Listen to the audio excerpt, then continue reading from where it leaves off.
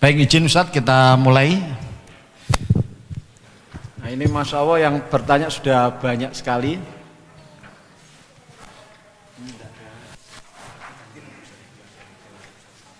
Ya, antum langsung sebutkan Ustaz Ami. Kan kalau sudah urusan muamalat kan, anak salah-salah jawabnya. Baik Ustadz. Itu tergantung akadnya, akad yang mana yang dimaksud. Tuh.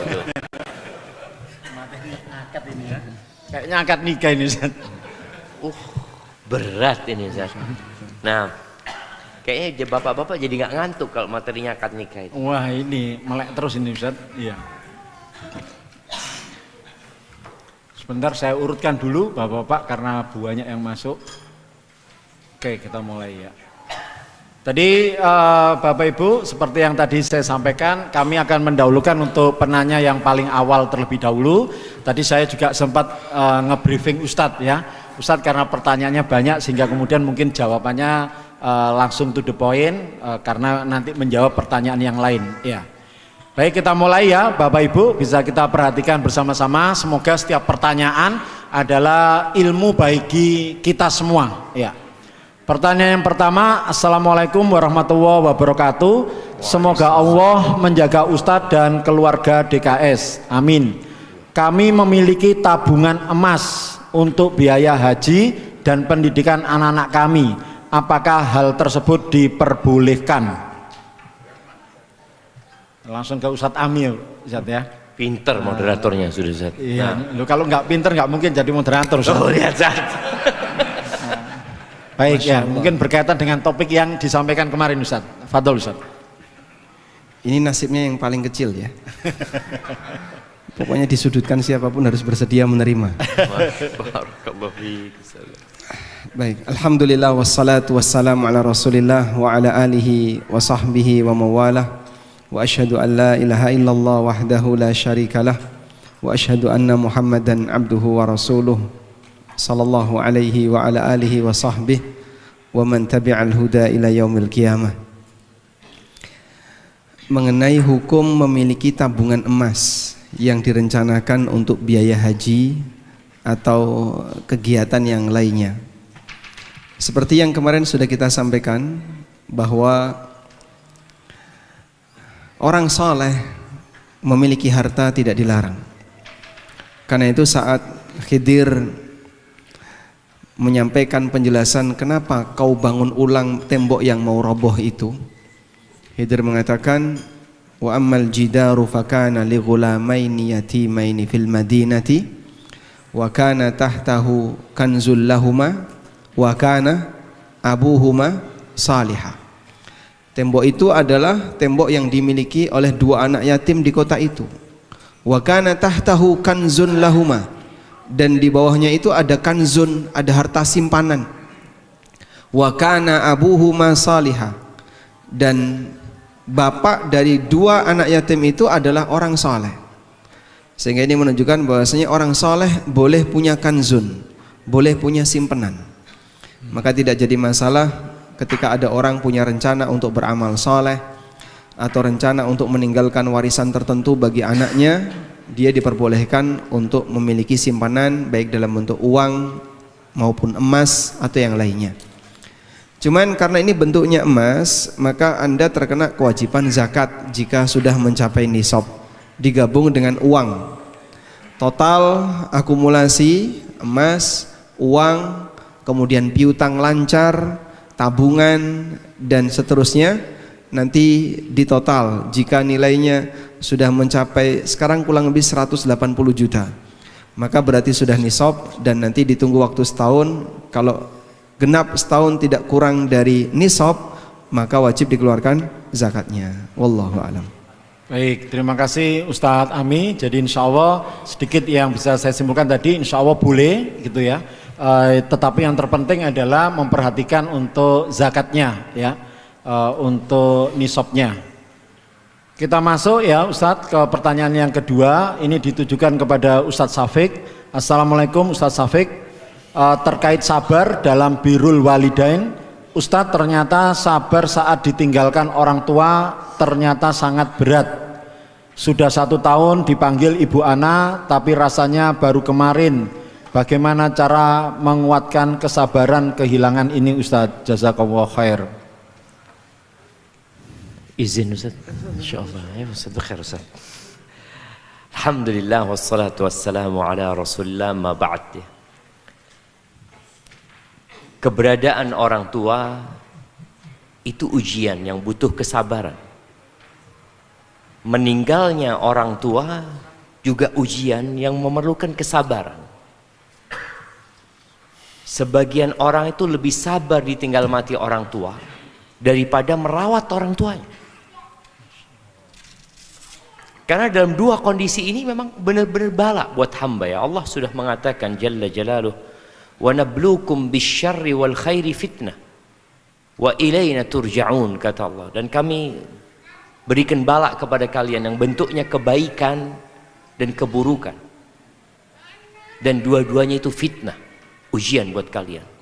Dan kepada kami kalian akan kembali, kata Allah Azza wa Jalla. Jadi kalau seorang yang ditinggal mati oleh orang tuanya, yang dia cinta sama orang tuanya, yang dia tidak berharap orang tuanya meninggal dunia, maka tentunya nilai ujiannya lebih berat daripada seorang anak yang memang melihat orang tuanya matinya lebih baik daripada hidupnya. Kan ada anak-anak yang mendapati orang tuanya mungkin ya banyak dosanya ya. Dilihat tambah tua tambah kurang ibadahnya, maka kadang-kadang sang anak ketika orang tua meninggal dunia dia berharap itu jadi kebaikan buat orang tuanya. Tapi bagaimana kalau anak ini mencintai orang tuanya dan ditinggal oleh orang tuanya? Salah satu pintu surga sudah ditutup, artinya pintu surga terindah itu berbakti sama orang tua. Maka hendaklah orang yang ditinggal mati oleh orang tuanya ini berbaik sangka sama Allah Azza wa Jalla, bahwa orang tuanya yang meninggal dunia telah keluar dari penjara dunia. Rasul sallallahu alaihi wasallam mengatakan ad-dunya sijnul mu'min. Dunia itu penjara buat orang beriman dan surga buat orang-orang kafir. Dan Nabi alaihi salatu wasallam ketika ditanya tentang mati mendadak, kan ada orang tua tadi yang sudah sakit-sakitan. Jadi memang orang tua ini mungkin keluarga berpikir kayaknya sudah mau berangkat, sehingga keluarga itu siap. Tapi ada kondisi yang mati mendadak. Mati mendadak itu adalah tempat istirahat buat orang beriman. Jadi dia nggak perlu sakit-sakitan, dia nggak perlu capek-capek, keluarga juga mungkin nggak capek-capek merawat orang tuanya. Jadi istirahat sebenarnya. Dan kalau yang mati mendadak itu orang kafir atau orang yang banyak dosanya, maka jadi hukuman yang berat bagi dia nanti. Maka hendaklah berbaik sangka kepada Allah Azza wa Jalla. Kemudian bicara orang tua yang pergi, hendaklah anak terus berbakti. Karena kesedihan itu biasanya membuat orang tidak produktif. Sekarang harus engkau lakukan apa yang bisa engkau berikan kepada orang tua yang sudah putus amalannya, kecuali 3 umpamanya. Maka kecintaanmu kepada orang tua seharusnya mendorongmu untuk jadi lebih berbakti setelah meninggalnya. Apa saja yang bisa dilakukan? Rasul sallallahu alaihi wasallam itu kalau dengar suaranya Halah binti Khuwailid, saudaranya Khadijah, beliau itu mengatakan, Halah, kata dia, ingat sama Khadijah radhiyallahu taala anha. Maka berusahalah untuk berbakti sama orang tuanya dengan menjalin hubungan baik kepada orang-orang yang dicintai oleh ibu kita. Kalau ibu kita biasa ngasih sodakoh atau bantuan kepada orang-orang, lanjutkan. Kalau antum biasa berbagi sama ibu antum ketika hidup, contohnya antum dulu ketika ibu hidup, anak biasanya kasih ibu anggap 5 juta. Ketika ibu meninggal, tolong itu tetap buat ibu. Itu uang dengan nilai 5 juta tetap buat ibu. Artinya sodakoh atas nama ibu, berikan kepada kerabat-kerabat ibu, sehingga mereka juga akan terus mendoakan ibu antum. dan antum juga akan terus berbakti kepada ibu antum. Hadza wallahu a'lam bissawab. Baik, ya, ini Masya Allah mengingatkan kita semua ya, termasuk anak Ustadz ya. Artinya kalau memang mencintai, maka kita masih bisa melanjutkan kecintaan itu kepada kedua orang tua kita dengan terus melakukan amal-amal soleh yang diniatkan juga untuk orang tua kita, gitu Ustadz ya. Barakallahu fiik. Masya Allah ya. Baik, pertanyaan yang selanjutnya.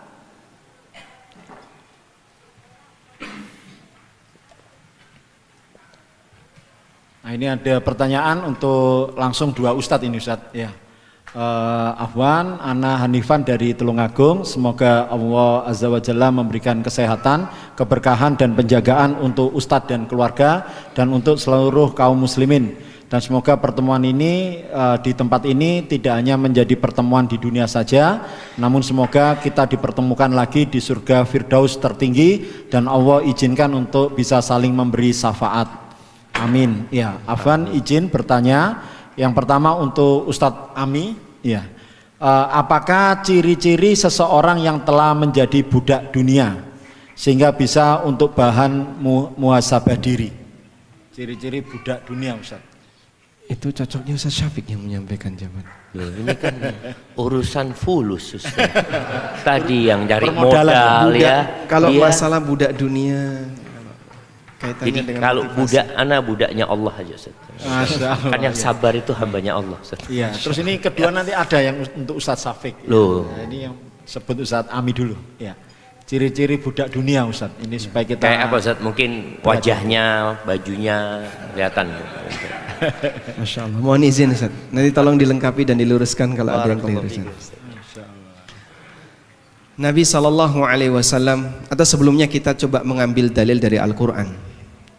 Allah Subhanahu wa Ta'ala menyebutkan tentang fenomena ada orang yang masuk agama tapi di pinggiran, sehingga dia tidak sepenuh hati. Namun dia ketika ingin masuk Islam berharap keuntungan duniawi. Allah Subhanahu wa Ta'ala berfirman, "Wa minan nasi may ya'budullaha ala harfin." Ada sebagian di antara manusia yang mereka beribadah kepada Allah ala harfin, di pinggiran. Fa in asabahu khairun itma'anna bih. Kalau dia sedang mendapatkan kenikmatan, dia merasa agama ini benar. Makin mantap, makin percaya, makin yakin. Wa in asabathu fitnatun inqalaba ala wajhi. Tapi kalau dia lagi mendapatkan ujian duniawi, inqalaba ala wajhi, dia balik ke belakang, maksudnya murtad. Khasirat dunya wal akhirah, ini manusia yang rugi dunia akhirat. Sehingga salah satu di antara contoh budak dunia adalah manusia ini menggerakkan ideologinya karena motivasi dunia. Sampai dunia itu mampu mengendalikan kondisi batin, sehingga dia berpihak kepada si A, berpihak kepada si B, mau mengambil sisi A, sisi B, termasuk berpihak kepada atau pro dan kontra karena urusan dunia. Bahkan sampai dia masuk agama karena latar belakang dunia. Dan ada tafsir dari Ibnu Abbas radhiyallahu anhu berkaitan dengan kejadian yang disebutkan dalam ayat ini, terkait orang-orang Badui di masa silam yang saat mereka masuk Islam kemudian menyatakan di hadapan Nabi SAW untuk masuk Islam, mereka pulang. Nah, saat mereka pulang, mereka itu nandain Islam ini apakah agama yang benar ataukah tidak. Ditandain dengan apa? Dengan keberuntungan duniawi dan materi yang akan mereka dapatkan.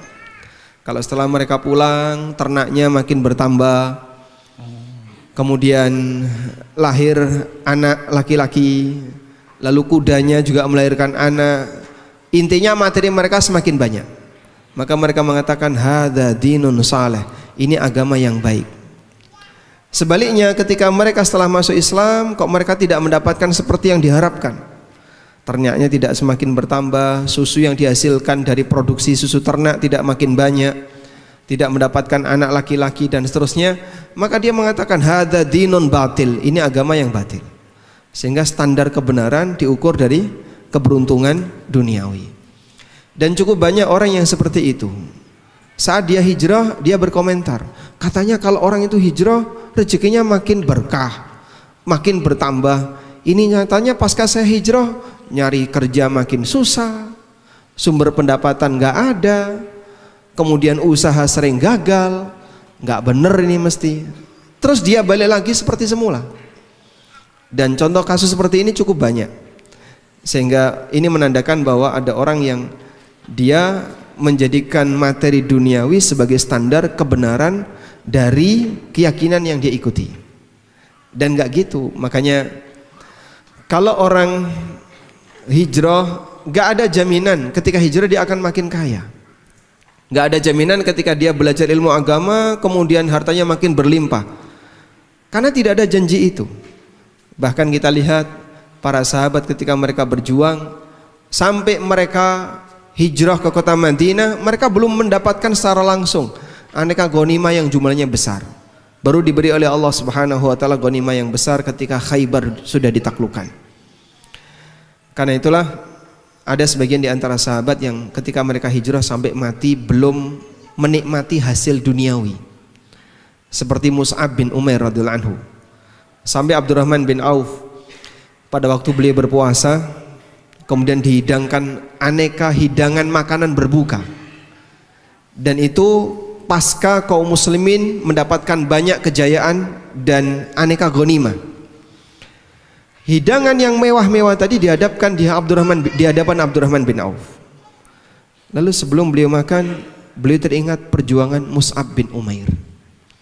Lalu beliau mengatakan, "Qutila Mus'abun wa huwa khairum minni." Mus'ab bin Umair itu terbunuh dan beliau lebih baik daripada aku. Kemudian Abdurrahman cerita tentang bagaimana kondisi jasadnya Mus'ab pada waktu beliau meninggal dunia. Hanya punya satu lembar kain yang ketika ditutupkan kepalanya, kakinya kelihatan. Ketika ditutupkan kakinya, kepalanya kelihatan. Summa busitat lana minad dunya ma busit. Kemudian sekarang dunia dibentangkan untuk kita sebagaimana yang kita saksikan. Waqad khasyitu an ujjilat lana hasanatuha. Kemudian beliau mengatakan, dan aku takut jangan-jangan ini adalah pahala yang disegerakan oleh Allah. Sehingga aneka hidangan makanan tadi ditinggalkan oleh Abdurrahman bin Auf karena takut jangan-jangan ini adalah amal soleh yang pahalanya disegerakan di dunia. Itu contoh bagaimana kondisi para sahabat, di mana mereka ketika mendapatkan keberhasilan materi duniawi tidak mereka jadikan itu sebagai standar kebenaran Islam yang mereka ikuti. Bahkan mereka takut jangan-jangan ini adalah pahala dari amal yang selama ini saya lakukan, disegerakan oleh Allah di dunia. Mereka ingin dapat pahala di akhirat. Ini contoh fenomena budak dunia menurut Al-Quran. Kemudian ada juga penjelasan yang diberikan oleh Nabi SAW. Beliau mengatakan, ta'isa abdud dinar, wa ta'isa abdud dirham, wa ta'isa abdul khamilah, wa ta'isa abdul qamisah. Celakalah budak dinar, budak dirham, budak pakaian, budak perabotan. Ta'isa wan takasa. Beliau doakan dengan doa buruk, semoga terjungkir kehidupannya, semoga dia celaka. Wa idza syika falan taqas. Dan kalau ketusuk duri mudah-mudahan tidak bisa kecabut. Fa in u'tu radu, kalau mereka dikasih mereka senang. Wa illam yu'tau sakhitu, tapi kalau mereka tidak dikasih mereka emosi. Sehingga standar gejolak batinnya senang dan cintanya karena latar belakang dunia, pro dan kontranya karena latar belakang dunia. Dia hanya akan mengikuti siapa yang mau ngasih. Nah, kalau kemudian posisi kita seperti itu, mohon maaf misalnya ya, ibu-ibu, abang pulang bawa uang disayang, abang uang nggak bawa uang, abang pulang nggak bawa uang, ditendang. Ditendang. Apa itu berarti Ustaz? Apakah itu termasuk istri budak dunia Ustaz? Istri cinta dunia Ustaz. Istri cinta dunia, lebih cinta dunia daripada suaminya. Suaminya termasuk dunia, cuma kurang bagus kayaknya. Masya Allah. Wallahu alam. Fadhal Ustaz, mungkin dilengkapi. Ustaz. Tanya Ustaz ya. Tadi sudah khusus untuk Ustadz Ami, alhamdulillah, masya Allah. Kemudian pertanyaan untuk Ustadz Safik, kita diperintahkan berdoa untuk bisa masuk surga tanpa hisab. Namun di sisi lain kita juga diajarkan untuk berdoa agar dimudahkan hisabnya. Bagaimana cara mengamalkan doa tersebut? Karena jika dimaknai secara awam, seakan-akan kedua doa tersebut bertentangan. Masya Allah, agak berat pertanyaannya ini jemaah. Nanti mungkin dilengkapi oleh Ustadz Ami ya. Anda membaca beberapa pembahasan berkaitan, bolehkah kita berdoa minta masuk surga tanpa hisab? Karena kalau kita lihat doa yang diajarkan Nabi SAW, Allahumma hasibna hisaban yasira, ya Allah hisab kami dengan hisab yang mudah. Ketika Aisyah radhiyallahu taala anha bertanya tentang orang yang dihisab itu akan diazab, Nabi alaihissalatu menyebutkan man nuqishal hisab udzib, barang siapa yang akan dihisab, di mana terjadi dialog ya, tanya jawab ya, bantah-bantahan ketika proses hisab itu, maka dia akan diazab pada akhirnya. Hisab yang mudah itu adalah innama huwal ard, dipaparkan aja engkau gini, lalu orang ini mengatakan iya ya Allah, iya ya Allah, iya ya Allah, sudah, lalu Allah terakhir mengatakan aku tutupi bagimu di dunia dan aku ampuni di akhirat, langsung dia diperintahkan untuk masuk surga. Jadi ana nggak tahu, mungkin Ustaz Ami bisa menambahkan, apakah memang ada doa minta masuk surga tanpa hisab? Ustaz pernah baca nggak Ustaz? Nggak pernah.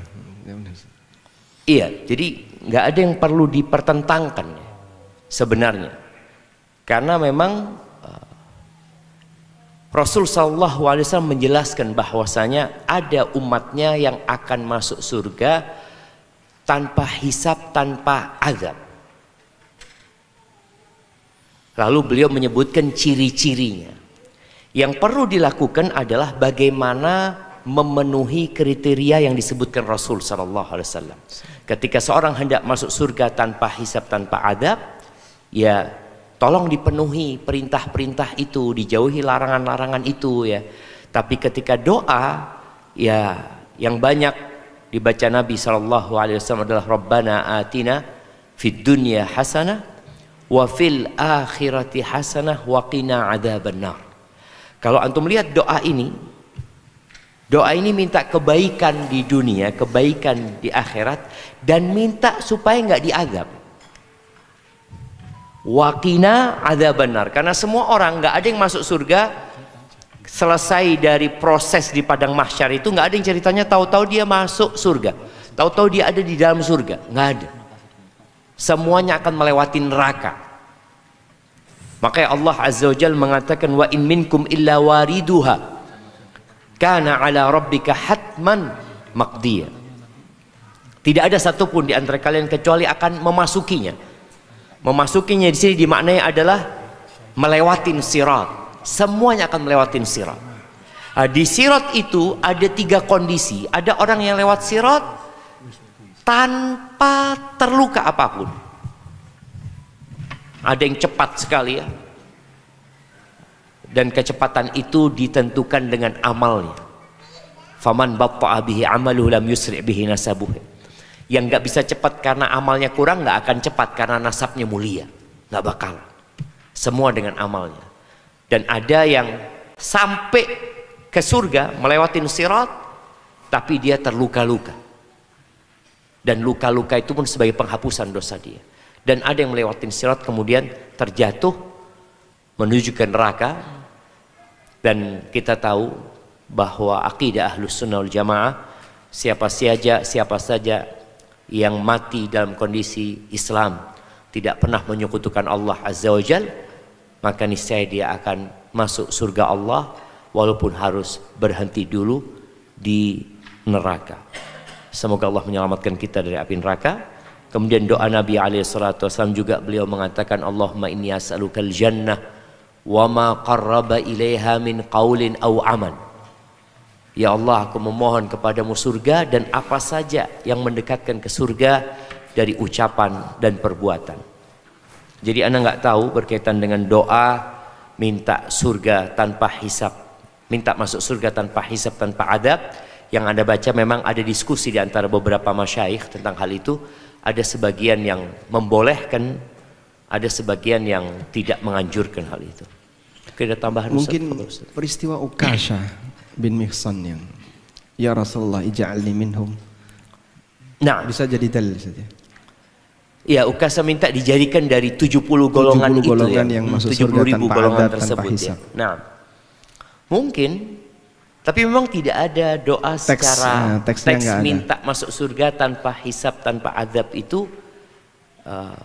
Anda nggak pernah dapat seperti itu. Wallahu a'lam bishawab. Baik, ya Masya Allah ya, sudah sangat lengkap dan mendetil jawaban dari Ustadz ya. Dan semoga menjadi ilmu ya, setiap pertanyaan ini Masya Allah penting semua, berbobot semua ya.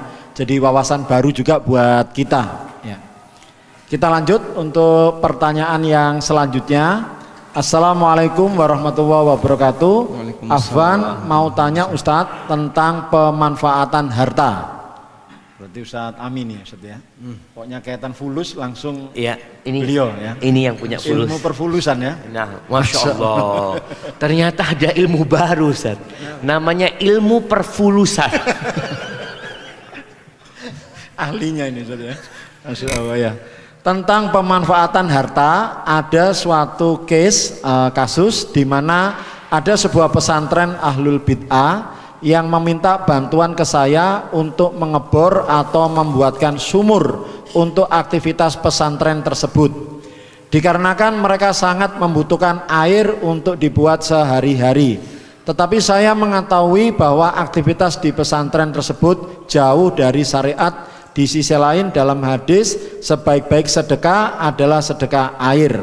Bagaimana menurut Ustadz tentang hal itu? Apakah kita tetap membantu atau dialihkan ke yang lain? Jazakallahu khair. Masya Allah. Mohon izin Ustaz. Mungkin saya menarik agak sedikit jauh. Allah Subhanahu wa taala berfirman menceritakan tentang karakter penduduk surga. Di antaranya adalah wa yut'imuna at-ta'ama 'ala hubbihi miskinan wa yatiman wa asira.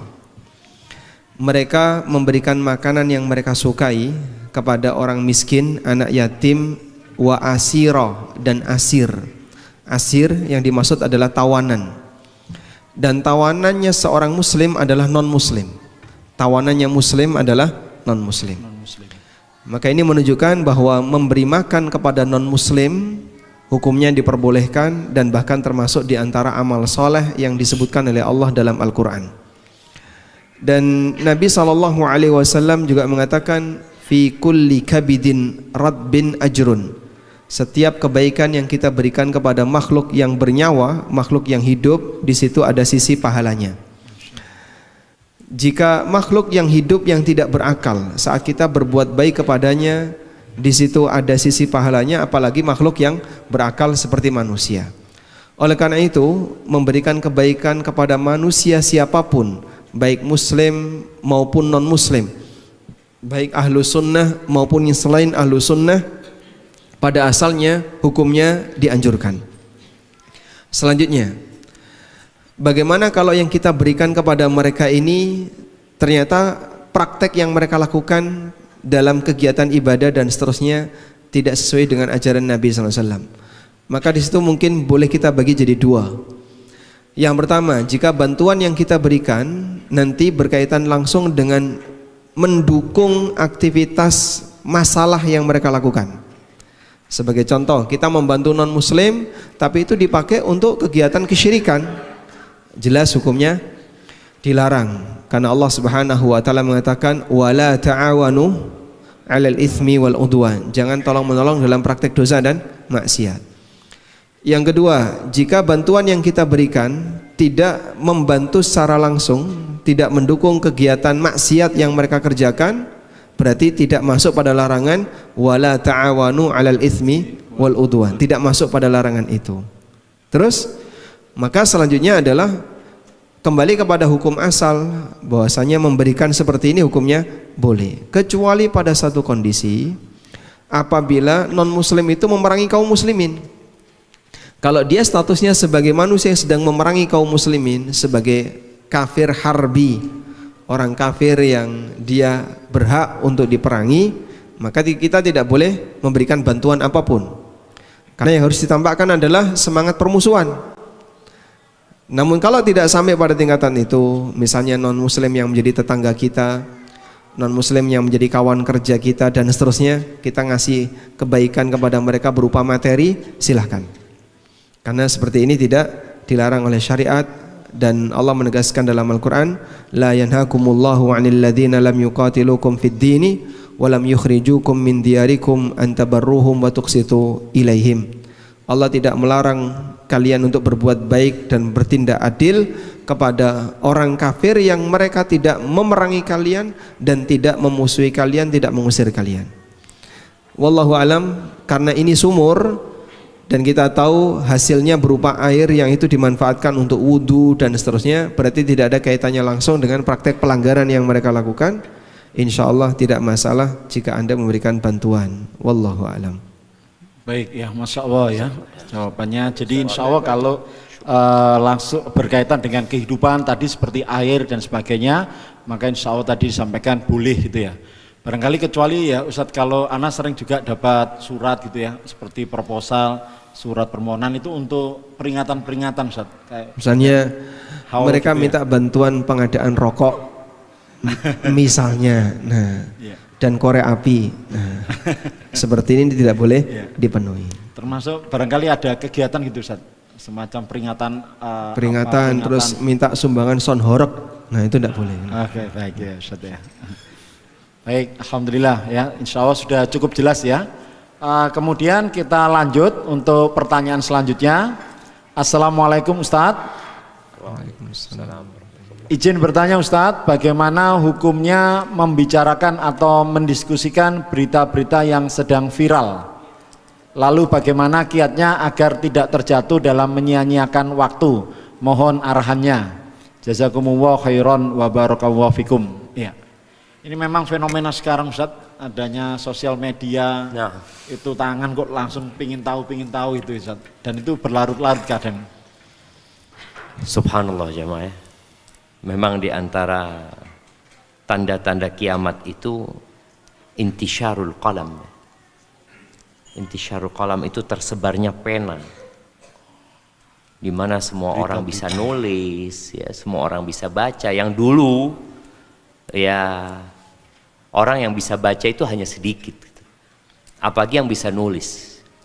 Dulu orang itu menulis hanya di tembok-tembok, apa itu kalau mereka anak-anak grafik ya, graffiti yang coret-coret ya, graffiti.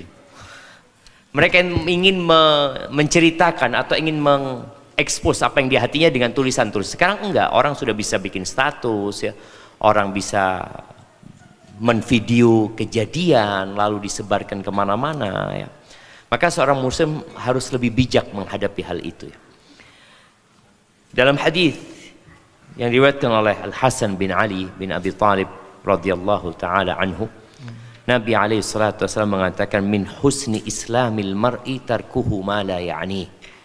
Ini menjadi sebuah pegangan dan pedoman hidup seorang muslim ya, sebagai bukti bahwa baiknya Islam seseorang. Kita ini kan semua muslim, tapi Islam kita ini baik atau tidak sih? Dan Nabi SAW memberikan sebuah penjelasan bahwa termasuk kebaikan Islam seseorang itu tatkala dia meninggalkan hal-hal yang nggak berguna buat dia, nggak ada urusannya sama dia gitu loh. Apa urusannya dia mengikuti berita-berita itu? Yang terkadang hanya menghabiskan waktu, yang boleh jadi berita itu juga berita dusta, bohong. Dan kita juga harus belajar ya dari orang-orang yang tahu dengan kondisi politik di sebuah negeri. atau dengan kondisi ekonomi dan yang lainnya. Ana pernah dikasih tahu sama salah satu orang besar lah. Dia mengatakan, Ustaz, ana sekarang nggak lagi ngelihat berita, Ustaz. Kenapa, nak? Ya Allah, Ustaz, kadang-kala semuanya settingan aja, Ustaz. Dan kita memang dituntut untuk melihat berita itu ada sambungannya.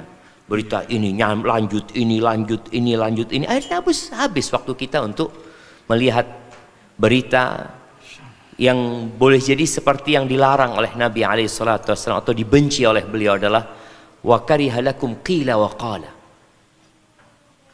Nabi itu membenci katanya dan kata ini, katanya kayak gini, terus fulan berkata seperti ini, terus omongan orang. Kalau antum ingin mencari omongan yang berguna, bacalah omongannya Allah Azza wa Jalla. Qala Allah. Butuh antum, anda ini suka mengikuti omongan, ya sudah, yang diikutikan qala Allah, qala Rasul. Baca itu. Dan situs berita, kadangkala kalau antum masuk ke situs berita, di situ ada banyak sekali tema berita itu. Kalau antum ingin mengetahui sesuatu, memang ya udah baca yang antum perlukan. Ana perlu dengan berita ini tentang masalah ekonomi umpamanya ya. Ana perlu ya silahkan. Atau aturan baru yang dibuat oleh pemerintah dan kita butuh mengetahuinya. Silahkan dibaca yang diperlukan. Dan kita juga tahu adab serta etika orang-orang yang menulis berita ini sangat-sangat jauh dari nilai-nilai Islam. Berita Nabi Yusuf dikejar oleh Imra'atul Aziz yang dikatakan namanya Zulaikha. Bagaimana Allah menceritakan? Allah menceritakan begitu ringkas, kemudian cerita akhirnya udah ketahuan. Kalau di Indonesia, kira-kira bagaimana cerita Nabi Yusuf dikejar sama Zulaikha? Maka akan ditanya, pakai baju apa waktu itu? Antum lihat ya, berita-berita pemerkosaan, berita-berita perzinaan itu dengan detail jamaah. Apa dulu yang dibuka, bagaimana? Na'udzubillah. Bukan memberikan informasi kepada rakyat agar mereka menjaga putri mereka umpamanya, tapi malah membuat yang membaca pikirannya yang enggak. Maka nasihat ana, ya jangan sibuk dengan orang lain, sibuklah dengan diri sendiri.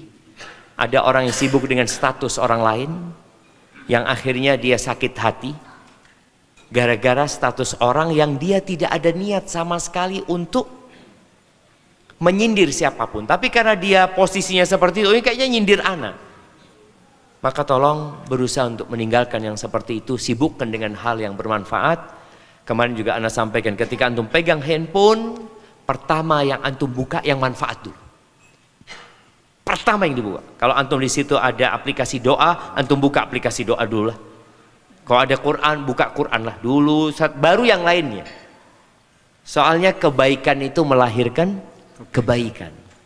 Jadi insya Allah kalau yang dibuka baik, yang selanjutnya insya Allah akan baik. Tapi kalau yang dibuka enggak manfaat, insya Allah selanjutnya lebih tidak bermanfaat. Jemaah. Barakallahu fikum. Mungkin Ustaz ada tambahan? Masya Allah, cukup Ustaz. Cukup ya. Ya Masya Allah ya. Ustaz santai Ustaz, sambil minum dulu Ustaz. Ya. Saya kok lama-lama ngerasa kayak ujian disertasi ini ya. Ini para pengujinya banyak ya. Tapi alhamdulillah Ustaz, menurut Ana juga jawabannya sangat mengena juga buat Ana pribadi. Semoga bermanfaat dan jadi faedah buat para peserta nggih. Setiap pertanyaan menurut saya sangat berbobot ya, menjadi ilmu buat kita bersama.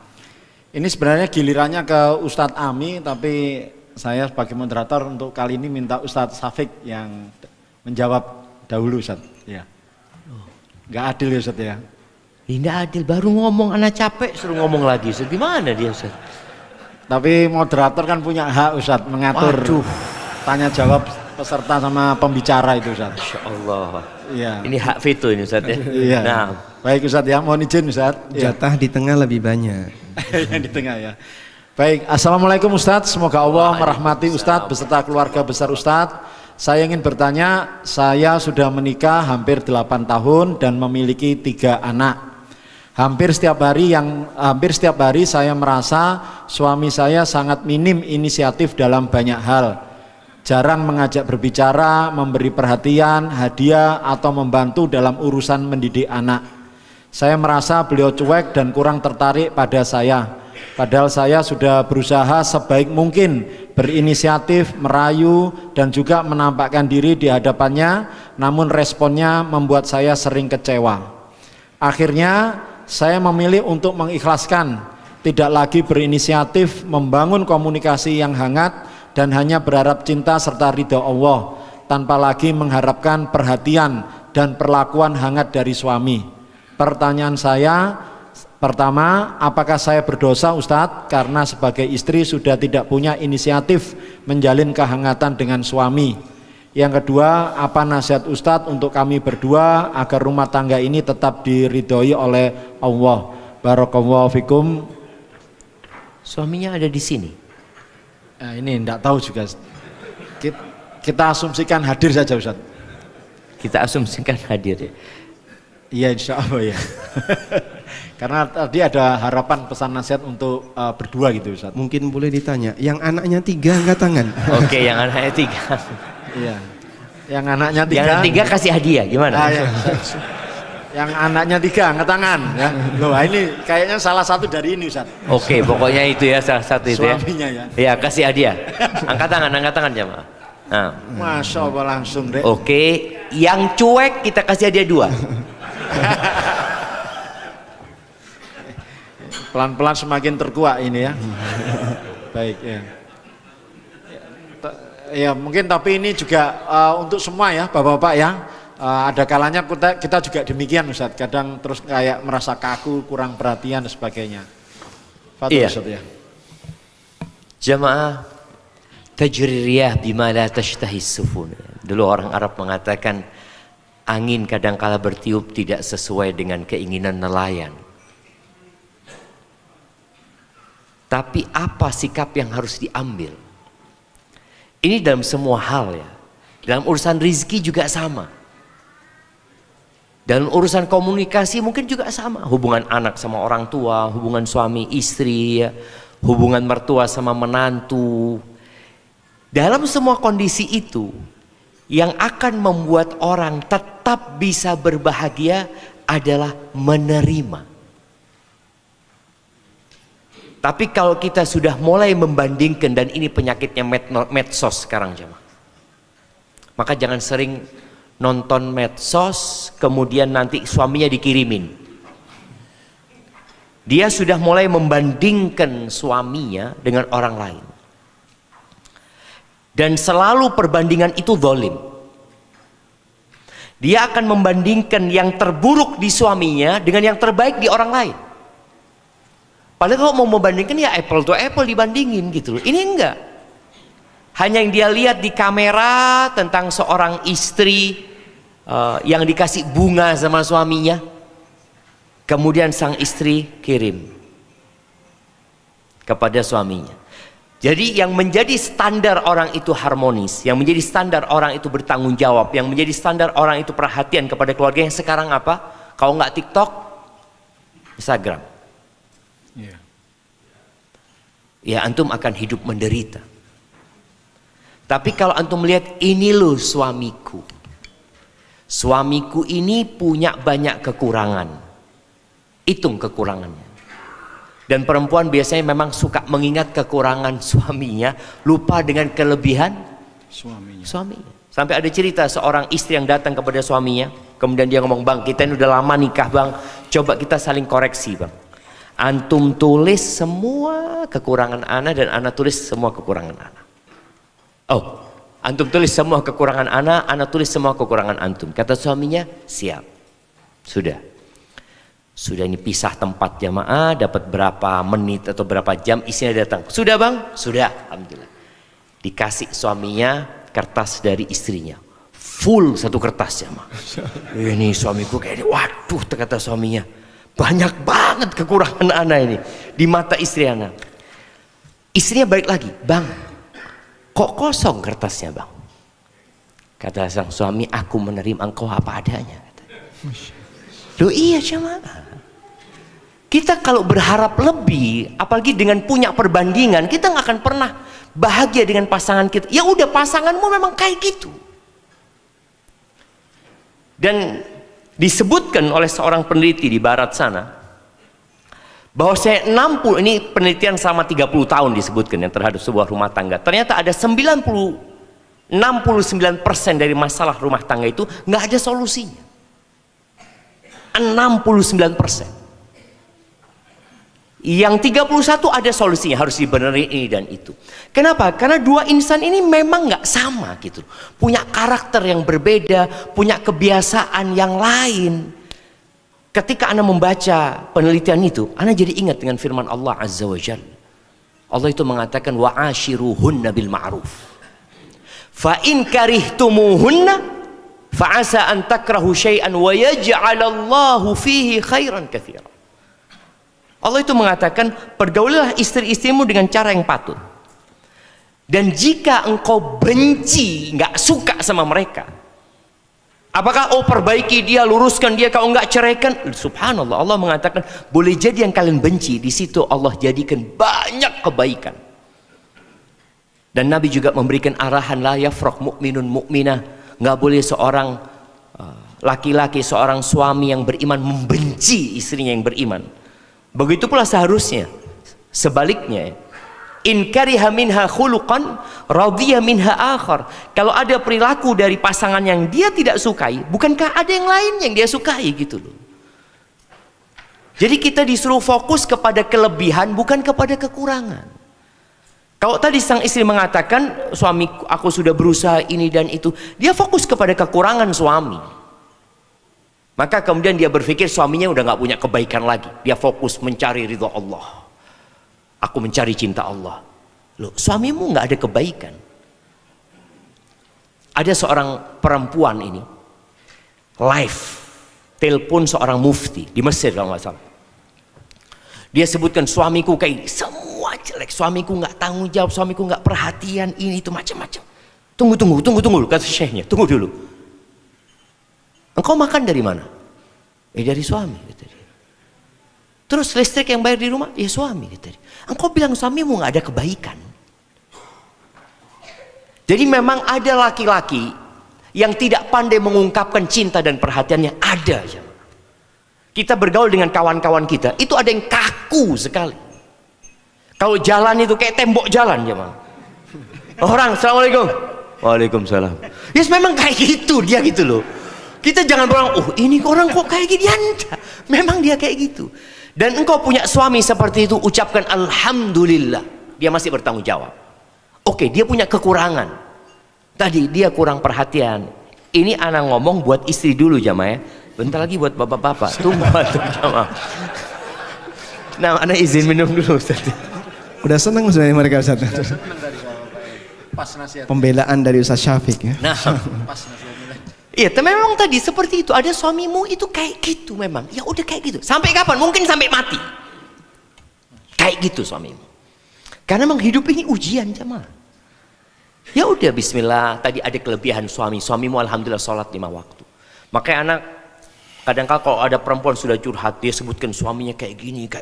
Terakhir anak ngomong, "Afwan ibu, anak boleh tanya?" "Iya Ustaz, tafadhol Ustaz." "Coba ibu sebutkan kebaikan-kebaikan suami ibu." Dia mulai sebutkan, ini Ustaz kebaikannya 2, 3. Terakhir, ya Ustaz nggak jadi sudah pertanyaannya. Nggak jadi Ustaz. Karena dia lupa sama kebaikan suaminya. Tapi ketika dia ingat, iya semua punya salah. Sama Allah banyak salahnya kita. Kullu bani Adam khata'. Maka tolong sebagai istri, engkau tadi kalau bicara, aku sudah berhenti mencari perhatian dia. Engkau nggak usah cari perhatian dia lagi. Berharap mungkin cintanya dia. Engkau berharap cintanya Allah dengan berbakti kepada suami. Tadi dikatakan aku sudah mencari cintanya. Iya, carilah cintanya Allah. dengan berbakti kepada suami. Kenapa? Karena Nabi SAW mengatakan, innama huwa jannatuki au naruki. Suamimu itu surgamu atau nerakamu. Dan Nabi juga mengatakan SAW, ya, ini kalau ada perempuan-perempuan yang mungkin merasa dia ibadah, dia sudah suka ngaji, suka belajar, hafal Quran mungkin dia. Kata Nabi SAW, wala tu'addil mar'atu haqqa rabbiha hatta tu'addiya haqqa zawjiha. Perempuan itu tidak akan pernah menuntaskan hak Tuhannya sampai dia menuntaskan hak suaminya. Wala tadzuqul mar'atu halawatal ibadah hatta tu'addiya haqqa zawjiha. Dan seorang wanita tidak akan merasakan nikmatnya ibadah, lezatnya ibadah, manisnya beribadah sampai dia menunaikan hak suaminya. Udah, berikan hak suamimu tanpa berharap kepada suami. Terus berharapnya sama siapa? Sama Allah Azza wa Jalla. Pernah Nabi menjelaskan alaihissalam akan ada nanti pemimpin-pemimpin yang zalim, ya. Pemimpin-pemimpin yang pilih kasih dia, yang dia menuntut rakyatnya untuk memberikan hak pemimpin-pemimpin. Tapi pemimpin tidak, pemerintahnya tidak memberikan hak rakyatnya. Para sahabat bertanya, apa sikap kita tatkala itu? Kata Nabi SAW, a'tuhum haqqahum wasallallahu alladzi lakum. Berikan hak-hak pemerintah kalian, dan ada urusan hak kalian, kalian minta sama Tuhan kalian. Jadi ada kondisi kita udah nggak usah berharap, berharapnya sama-sama ya sama Allah Azza wa Jalla. Laksanakan tugas kita tadi sebagai seorang istri, laksanakan tugasnya ya. Dia melayani suaminya, suaminya mungkin ya kaku gini, ya memang suamimu kayak gitu, memangnya udah terimalah dia apa adanya. Dan insya Allah suami kayak gini pun banyak yang nunggu di luar sana. Kira-kira gitu. Betul Ustaz. Betul ya. Iya. Banyak yang nunggu saya Ustaz. Ada pun untuk bapak-bapak ya. Nah, loh, langsung melek semua. Bapak-bapak. Tadi kayaknya nasihatnya cocok gitu Ustaz. Iya. Nah, untuk bapak-bapak ini, Allah ketika mengangkat suami ya sebagai pemimpin dengan derajat yang lebih, walir rijali alaihinna darajah, lelaki itu memiliki satu derajat lebih daripada wanita, itu ada tanggung jawab yang lebih. Dan Rasulullah SAW mengatakan khairukum khairukum li ahli. Orang yang terbaik di antara kalian adalah yang paling baik sama istrinya. Jadi kalau bicara standar orang baik, ya tanya sama istrinya. Bukan TikTok tadi, wala, tanya sama istrinya. Gimana suamimu? Rasulullah SAW, subhanallah, beliau itu panglima perang. Beliau itu imam. Ketika beliau masuk rumahnya, beliau suami. Ketika ribut sama Aisyah sehingga Aisyah ngangkat suaranya, subhanallah, beliau tidak membacakan firman Allah agar Aisyah ini tunduk, lah. Karena beliau tahu perempuan itu memang kayak gitu. Ketika Nabi SAW menjelaskan perempuan itu naqisatu aqlin wa din, akalnya kurang, agamanya kurang, wallah, Nabi mengatakan itu bukan untuk menyudutkan para wanita, tapi agar laki-laki memaklumi kekurangannya wanita.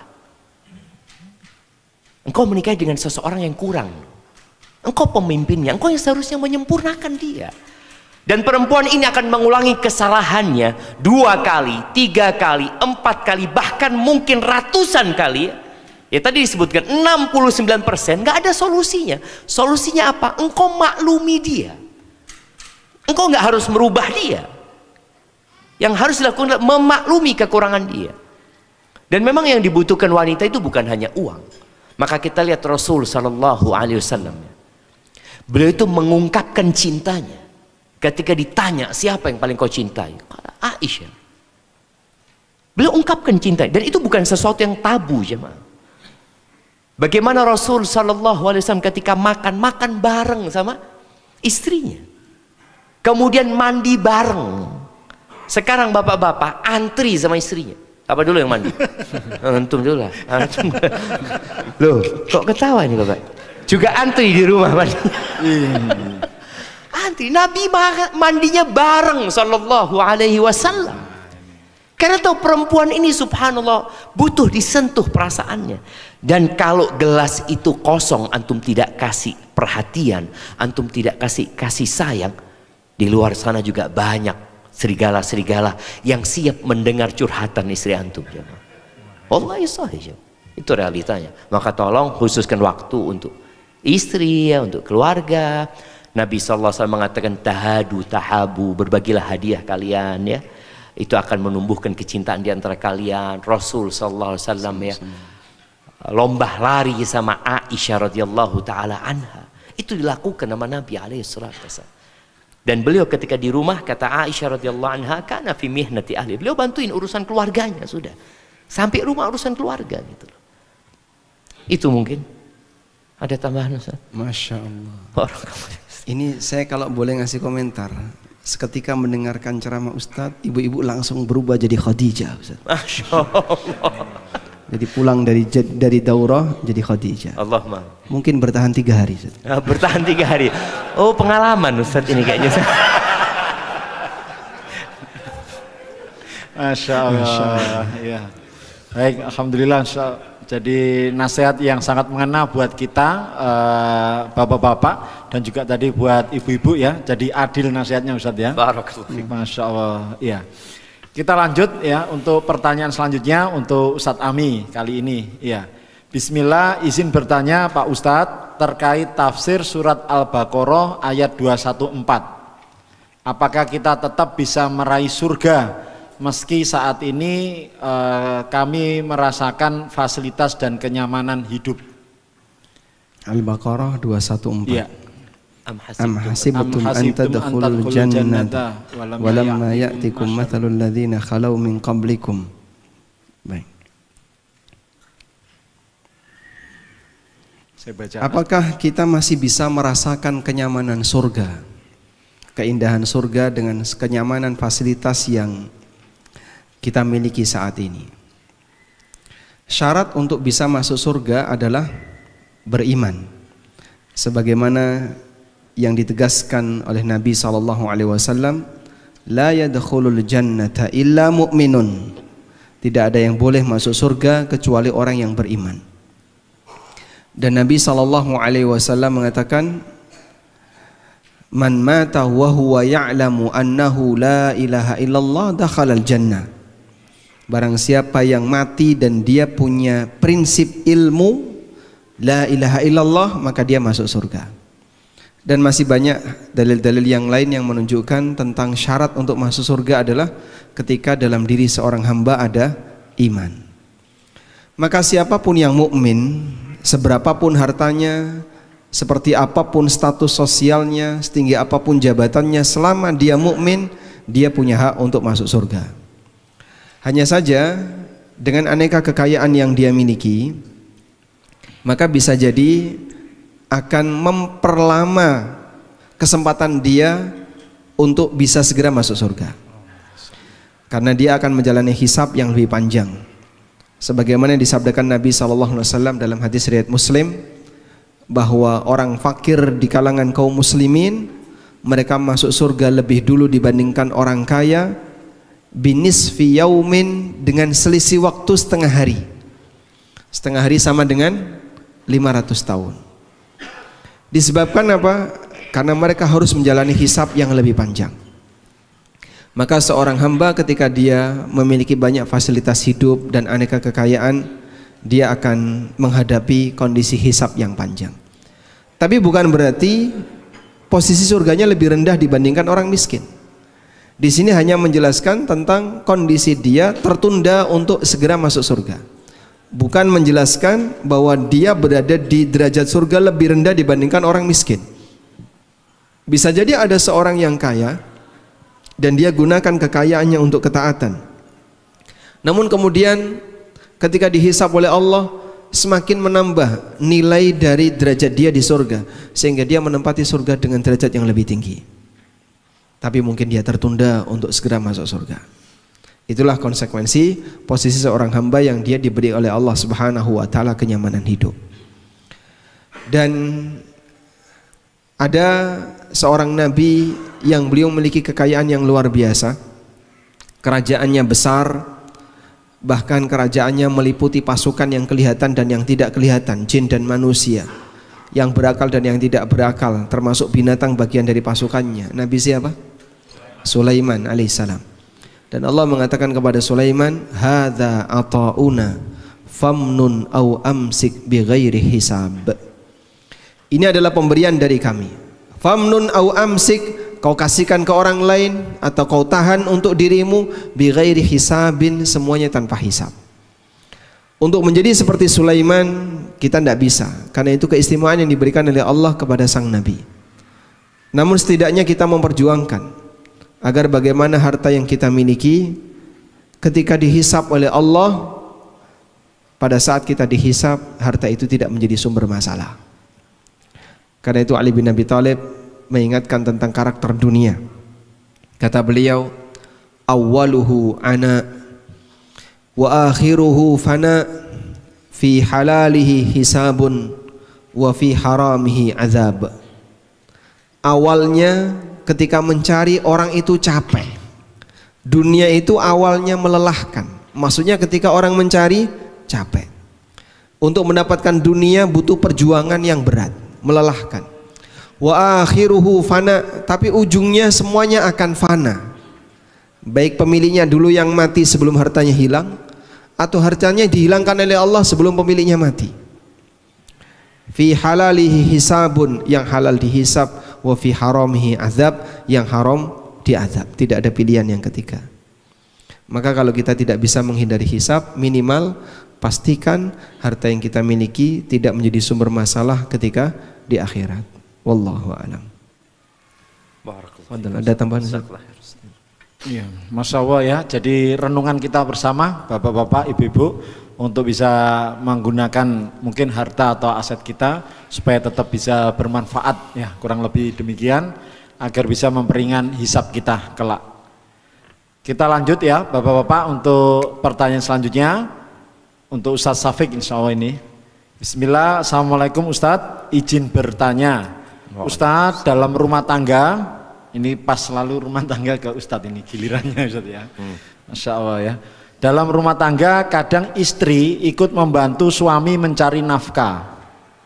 Bagaimana agar niat dan prakteknya tetap dalam koridor syariat, tidak menimbulkan masalah kepemilikan harta, hak waktu, dan tetap menjaga keharmonisan rumah tangga. Jazakumullah khairan. Ini ada urusan fulus ini, urusannya sama Ustaz Ami, ilmu perfulusan ini. Iya. Nah, tapi ini mepet rumah tangga juga Ustaz. mepet ya. Nah, istri bekerja itu Ustaz. nah, sahih. Ya mungkin nanti akan ditambahkan oleh Ustaz Ami ya. Berkaitan dengan istri yang bekerja. Istri itu wajib bekerja. Kalau istri itu tidak bekerja, Indonesia ini akan tutup. Tapi bukan bekerja yang harus menghasilkan uang. Jadi banyak orang berpikiran bahwa ketika menjadi ibu rumah tangga tidak bekerja. Ini kan istri bekerja. Jadi kalau ibu rumah tangga nggak kerja, kalau dikatakan istri antum kerjanya apa? Enggak, nganggur istri. Pengangguran. Lo ngurusi anak, ngurusi bojo, ngurusi morotuo. Itu kerjaan yang rumit jemaah. Makanya istri bekerja di rumah itu 24 jam. Makanya kalau tadi istri ini bekerja mencari uang, ditambah dia bekerja di rumah, ya terkadang ada banyak yang tidak bisa dia handle. Maka pastikan ketika istri itu bekerja membantu suami mencari harta, ini pekerjaan yang mencari harta, pastikan pekerjaannya halal ya, dan dia tidak menelantarkan kewajiban-kewajiban dia sebagai seorang istri dan sebagai seorang ibu nantinya. Kalau bicara tentang hak kepemilikan harta itu, insya Allah akan dijelaskan oleh Ustaz Ami. Barakallahu fikum. Fadhal Ustaz. Oper lambung terkait istri bekerja membantu mencari nafkah, bagaimana dengan kepemilikan harta gitu Ustaz? Fadhil Ustaz. Ini urusan perfulusan. Mohon izin Ustaz. Iya. Barakallah. Baik, memang dalam syariat ini kepemilikan itu dijaga. Sehingga apa yang jadi milik suami tidak otomatis milik istri, dan apa yang menjadi milik istri tidak otomatis milik suami. Maka kalau istri ikut berperan dalam mencari harta sehingga menambah jumlah tabungan dalam rumah tangga, berarti di situ ada saham dari istri untuk kepemilikan yang ada di rumah itu. Kalau itu berwujud rumah, berarti rumah itu nanti sebagian milik istri. Kalau itu berwujud kendaraan, demikian pula sama. Mungkin ketika mereka masih hidup bersama tidak ada masalah. Begitu terjadi perpisahan, baik karena perceraian atau perpisahan karena kematian, barulah kemudian memunculkan masalah. Sehingga pilihannya begini. Pertama, hak istri dia menghibahkan hasil kerja dia untuk suaminya. Ya sudah, ini semuanya jadi milik abang, saya cuma bantu, walaupun dia juga menghasilkan materi. Atau yang kedua, kalau sang istri masih berharap untuk memiliki, berarti ditegaskan istri punya berapa persen dari tabungan yang ada di rumah ini, suami punya berapa persen, sehingga nanti akan ketahuan pada saat terjadi pembagian waris. Apalagi mohon maaf kalau misalnya di situ tidak ada anak laki-laki, sehingga harus ada hak yang keluar ke saudara, baik saudara istri atau saudara suami. Maka penegasan kepemilikan ini penting. Termasuk juga dalam masalah zakat, karena gabungan harta itu tidak mempengaruhi perhitungan zakat kecuali untuk satu jenis zakat, yaitu zakat binatang ternak. Selain zakat binatang ternak, harta yang dicampur yang beberapa pemilik menggabungkannya tetap nanti dihitung secara pribadi masing-masing. Makanya kalau misalnya di rumah ada tabungan 200 juta sudah nisab belum Pak? Sudah, nisab 180-an untuk saat ini. Sehingga kalau di rumah ada tabungan 200 juta sudah nisab. Cuman Pak, 200 juta ini milik suami 100, milik istri 100. Wajib zakat atau tidak? Wajib zakat atau tidak? Tidak. Kenapa enggak wajib? Karena kepemilikannya beda. Yang ini milik suami, yang ini milik istri. Maka dalam posisi ini, karena kepemilikannya beda, walaupun ketika digabung di atas nisab, tapi ketika dipisah di bawah nisab, maka dalam hal ini tidak wajib zakat. Wallahu a'lam. Baik, ya. Ya menarik ya yang disampaikan dan tadi dijelaskan oleh Ustadz Ami. Kita lanjut Bapak-bapak, ini tidak terasa waktu sudah 10.35, target kita untuk tanya jawab sampai 10.45. Jadi 10 menit lagi. Atau nanti kalau ada ekstra dari Pak Ilham sampai jam 11 Pak. Ya insya Allah ya. Baik, ada pertanyaan khusus ke Ustadz Ami. Bismillah, semoga Allah senantiasa melimpahkan keberkahan bagi Ustadz Syafiq dan Ustadz Ami. Pertanyaan kami tujukan kepada Ustadz ANB. Saya selama ini berinvestasi saham syariah di finansial teknologi, bibit, ajaib dan lain-lain. Sebelum membeli saya mempertimbangkan terlebih dahulu fundamental perusahaan dengan membaca laporan atau profil perusahaan, sehingga berinvestasi pembelian saham tidak untuk trading. Apakah investasi yang kami lakukan masih dianggap beresiko gharar? Jadi tetap investasi di perusahaan tersebut atau tidak ya, diambil saham meskipun profil sedang menurun. Jazakallahu khair. Baik, berkaitan dengan definisi gharar ya. Saya belum menyentuh tentang gharar di forum ini, dan insya Allah ini akan kita bahas di daurah bersama ANB di Tawangmangu tanggal 3 sampai 5 Januari. Menunggu kehadiran jamaah sekalian. Boleh diulang Pak, tanggal berapa tadi? Ya, 3 sampai 5 Januari. Baik. Pendaftaran bisa lewat Ana juga ya. Nah, ini ada peluang insyaallah. Jadi iklan tipis-tipis nggak boleh kan? Nggak apa-apa. Boleh. Nggak apa-apa. Ya saya pertebal kalau gitu. Tayyib. Gharar kalau dalam praktek kerjasama itu bentuknya kayak gini Pak.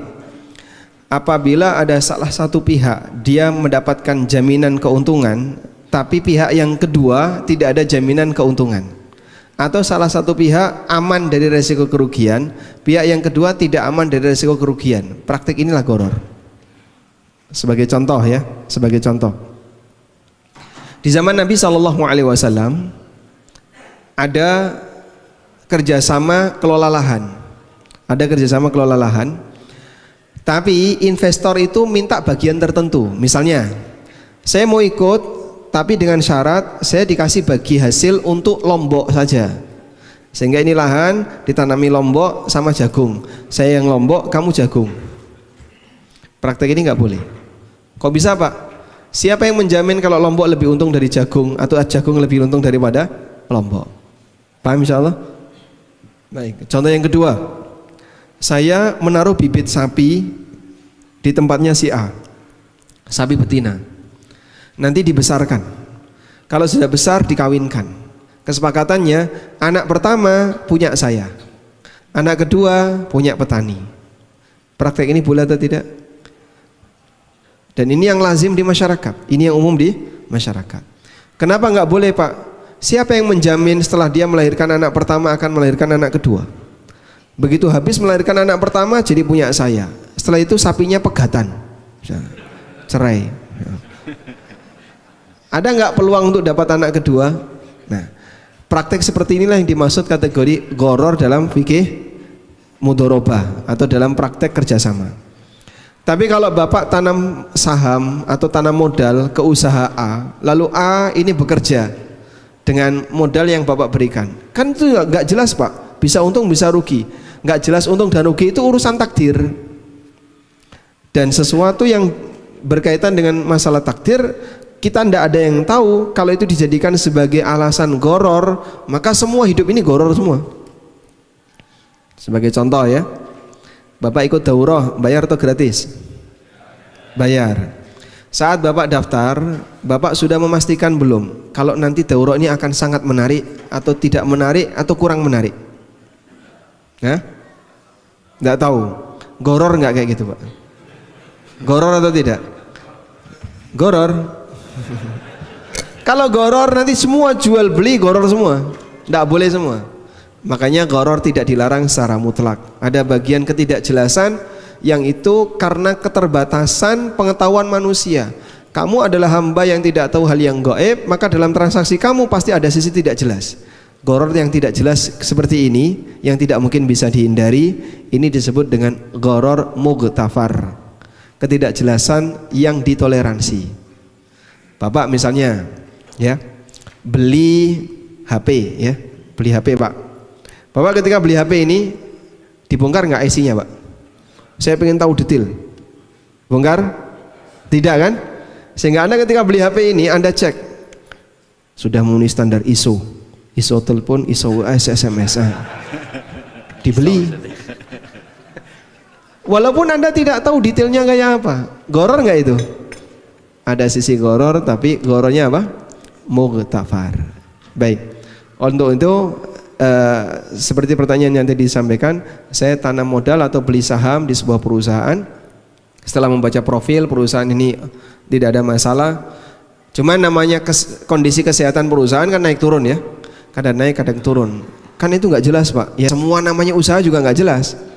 Tapi akad Anda dengan perusahaan ini akad yang pasti, akad yang jelas, yaitu akad bagi hasil, insya Allah tidak masalah. Wallahu a'lam. Ya. Baik, alhamdulillah. Kita masih ada waktu, saat ini 10.40, tanya jawab sebenarnya sampai 10.45, kurang 5 menit lagi. Ya, tapi nanti kalau memang izin Ustadz bisa dinotokkan sekalian jam 11 gitu Ustadz ya. 15 menit lagi. Tidak bisa. Kalah veto ini. Nah, Anda sudah ngobrol sama jamaah, sebentar lagi akan ada penutupan supaya anak-anak juga datang ke sini semua. Ustadz Abu Hamam juga kemarin. Ya, baik ya. Kita lanjutkan ya Ustadz ya. Ini sebenarnya pertanyaan banyak, cuman memang keterbatasan waktu. Saya lanjutkan dulu. Pertanyaan untuk Ustadz Syafiq, bagaimana cara agar hati kita ini tetap tenang dan sabar dalam menjalani ujian hidup, terutama urusan dunia pekerjaan dan juga rumah tangga. supaya ini tidak mengganggu ibadah kita kepada Allah dan amalan apa yang dilakukan.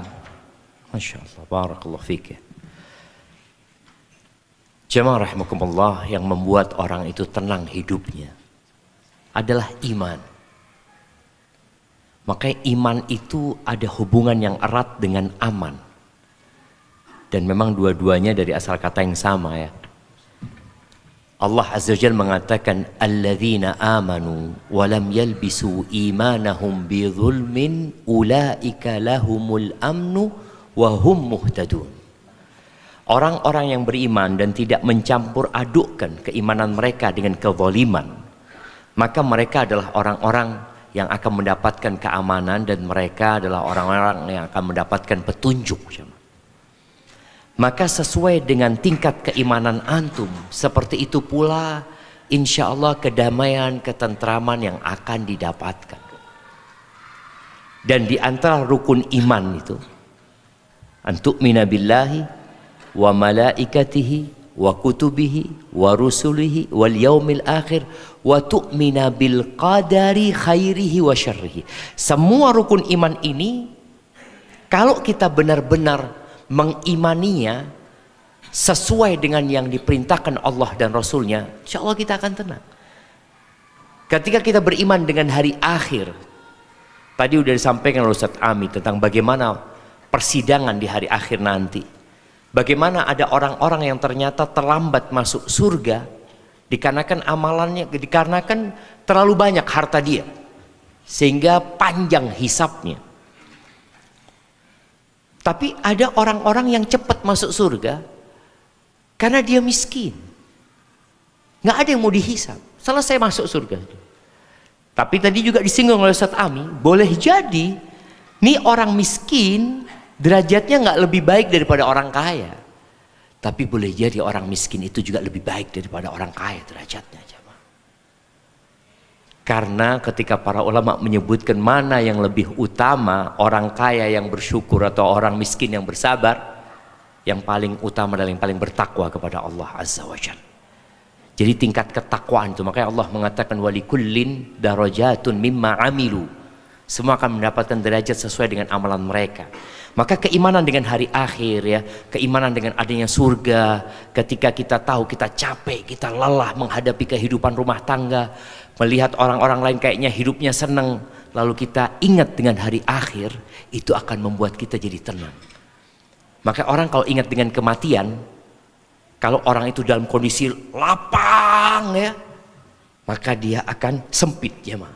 Aku mau mati. Karena Ustaz Ami juga menukil ucapan Ali bin Abi Thalib, akhirnya adalah fana gitu loh.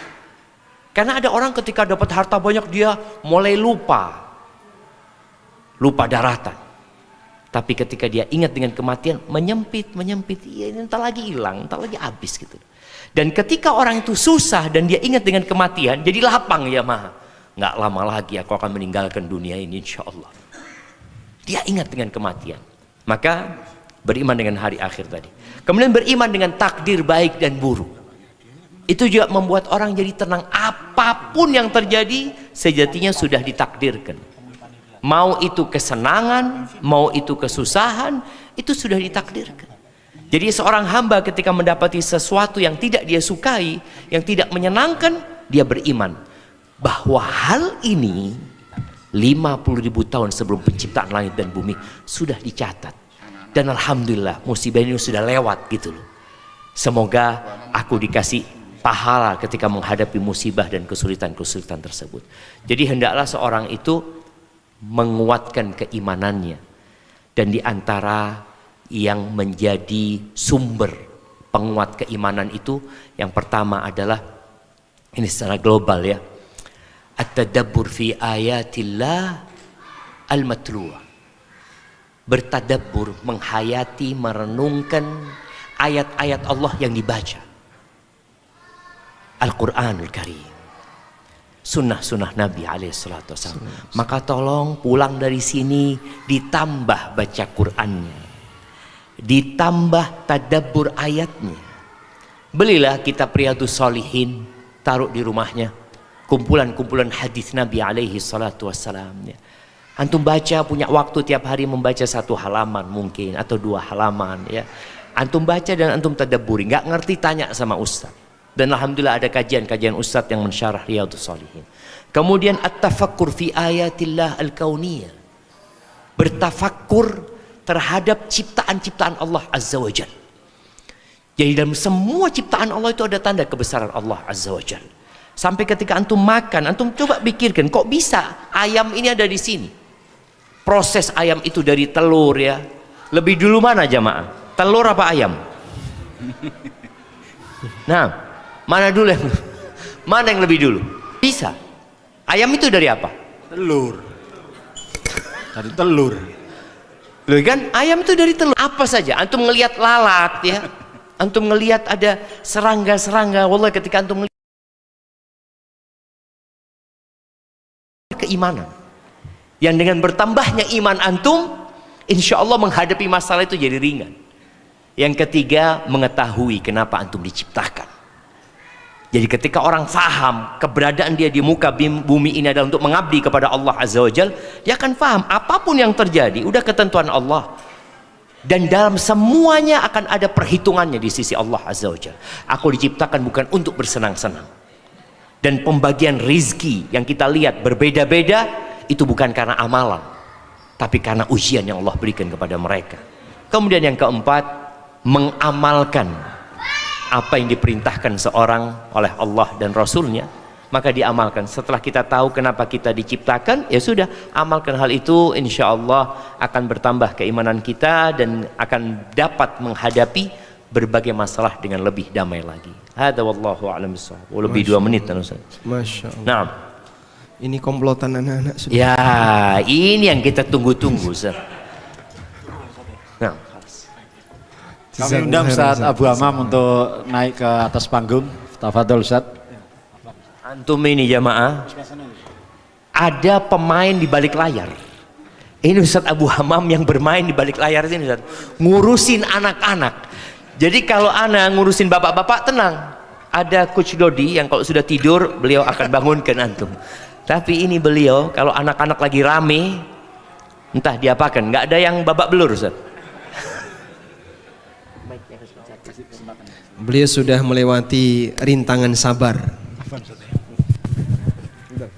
Baik ya, ini kita undang Ustadz Abu Hamam ya, yang selama 3 hari ini mendampingi putra-putri kita. Kalau kata Ustadz Syafiq tadi, tokoh di balik layar ya, tidak kelihatan oleh bapak-bapak, tapi perannya Masya Allah luar biasa. Selain mendidik anak-anak, juga akhirnya kelas kita menjadi kondusif ya. Mungkin ada kesempatan bagi Ustadz Abu Hamam sedikit menceritakan tentang pengalaman membersamai anak-anak, dan juga mungkin ada sedikit nasihat buat bapak-bapak dan ibu-ibunya sepulang kegiatan ini ya. Fadhol Ustaz. Bismillahirrahmanirrahim. Alhamdulillah, alhamdulillahi hamdan katsiran tayyiban mubarakan fih kama yuhibbu rabbuna wa yarda. Asyhadu an la ilaha illallah wahdahu la syarikalah wa asyhadu anna Muhammadan abduhu wa rasuluh la nabiyya wa la rasulah ba'dah. Puji syukur hanya milik Allah Subhanahu wa taala. Kita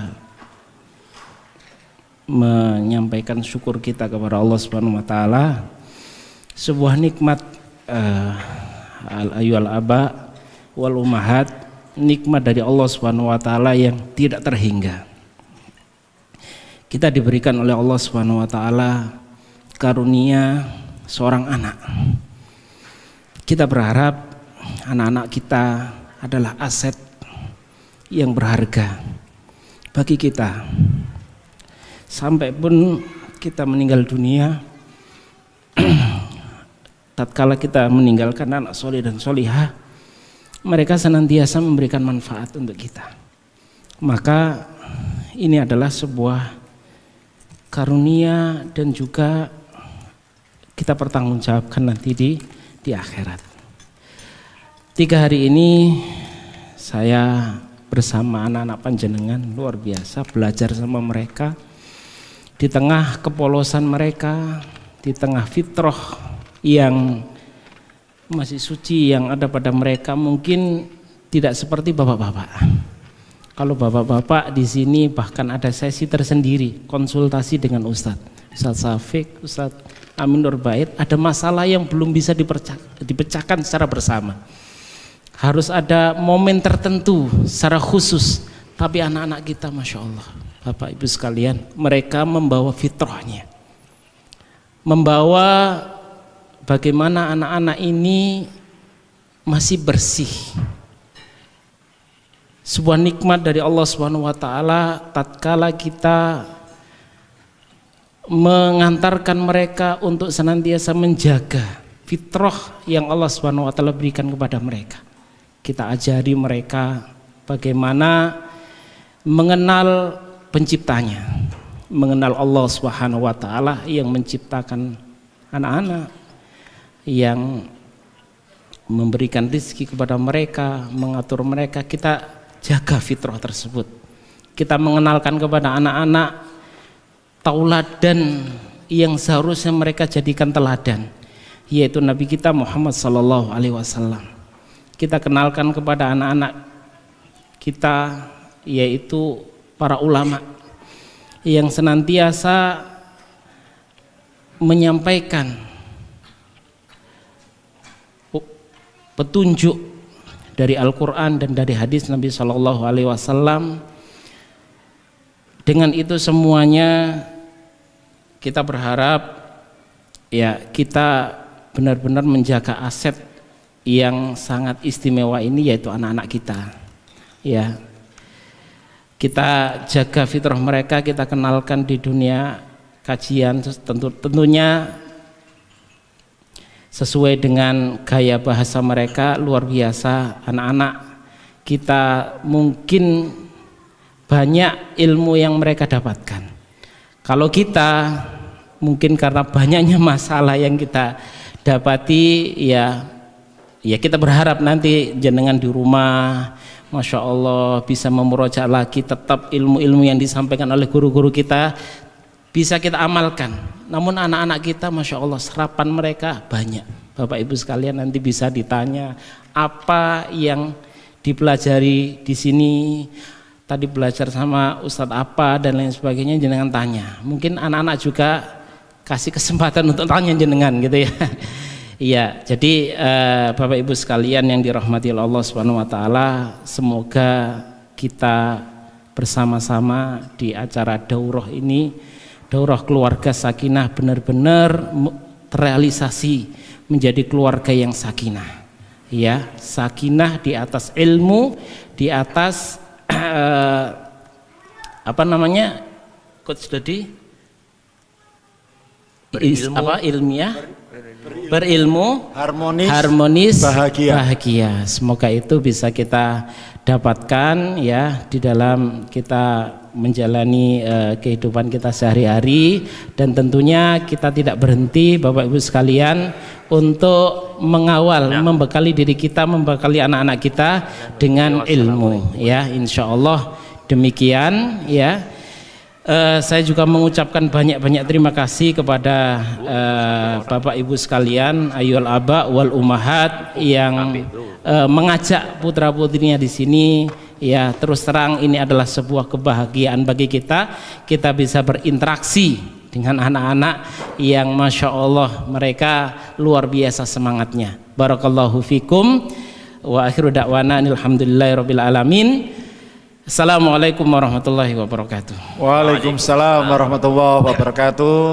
Kami sampaikan terima kasih Ustadz jazakallahu khairan telah mendampingi putra-putri kami selama 3 hari ini. Semoga Allah membalasi dengan kebaikan bagi Ustadz Abu Hamam. Ya. Baik Bapak-bapak, Ibu-ibu, demikian ya untuk kajian di yang terakhir ini. Kita akan langsungkan untuk penutupan ya.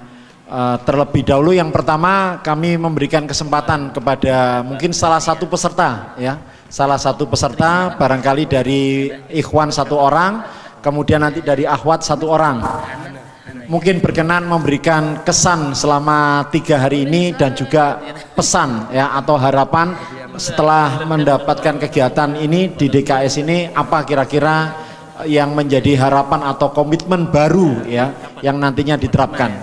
Kami undang mungkin satu orang bapak-bapak untuk mewakili menyampaikan kesan pesan setelah mengikuti Fadol, angkat tangan kegiatan. jemaah. Fadol, ini insya Allah panitia menyiapkan hadiah spesial yang sesi terakhir ini. Silakan, mungkin ada bapak. Ibu dulu ya Pak Ya. Dodi. Oh baik, ibu satu orang Bu, ibu satu orang, bapak satu orang. Ya. Silakan menyampaikan kesannya selama 3 hari berkegiatan di DKS. Bismillah. Assalamualaikum warahmatullahi wabarakatuh. Waalaikumsalam warahmatullahi wabarakatuh. Saya Ibu Yuliasih dari Semarang.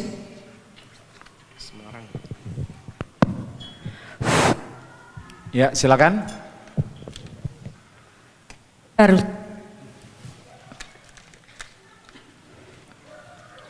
Receivernya tadi. Coba mungkin ada mic cadangan yang lain.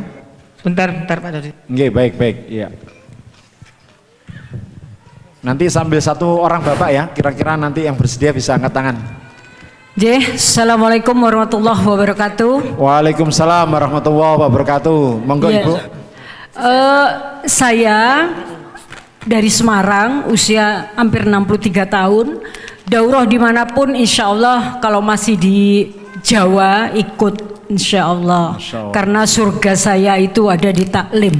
Amin. Amin. Jadi berharap Ustadz Safik, Ustadz Ami mau mengadakan daurah di Semarang. Belum pernah ada daurah Ustadz, Masya Allah.